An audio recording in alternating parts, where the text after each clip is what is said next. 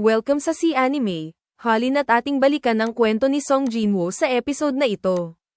Akala ni Jinwoo na mamatay na siya dahil wala na siyang lakas, pinagsasaksak siya ng mga dambuhalang halimaw. Naghiling siya na sana ay meron pa sing isang chance na mabuhay at natupad ito ng system. Nagigising si Song Jinwoo sa ospital, at nakikita ang mga resulta ng kanyang pakikipagsapalaran. Binigyan agad siya ng letter mula sa Hunters Association Surveillance.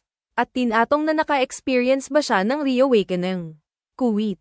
At hindi na niya matukoy kaya binigan siya ng bowl ang crystal para malaman ngunit, hindi pero nila matukoy kung reawakening ang nangyari kay Song Jinwoo. 一生変わることはない。ところが、稀に再覚醒するハンターがいるらしい。 Meron biglang lumitaw na system. At nalaman ni Song na mayroon siyang mga bagong stats at kakayahan bilang isang player. Nakita niya ang kanyang profile at mga attribute points na pwede niyang ipamigay sa iba't ibang stats. Pinili ni Song na pagbutihin ang kanyang endurance at strength upang makapaghiganti siya sa mga taong sumugatan sa kanya.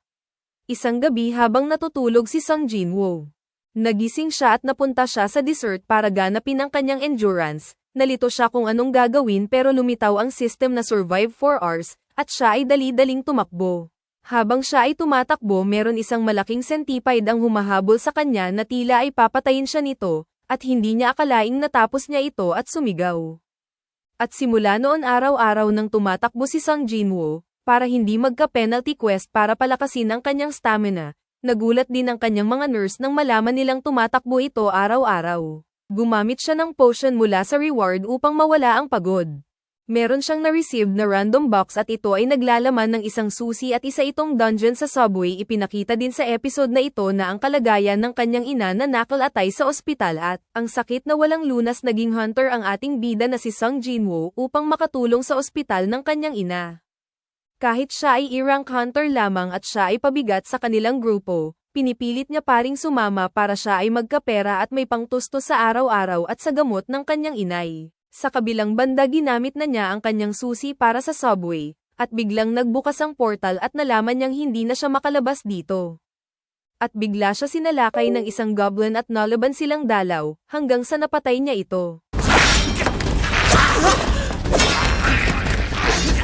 At nakuha niya ang stats at nalaman niya na nag-level up na siya, ngunit merong lumabas na isang monster na Lycan higit na 10 times pa itong malakas sa goblin. At dyan nagtatapos ang ating anime kwento sa araw na ito. Mga kasi anime, kita-kits tayo sa susunod na video.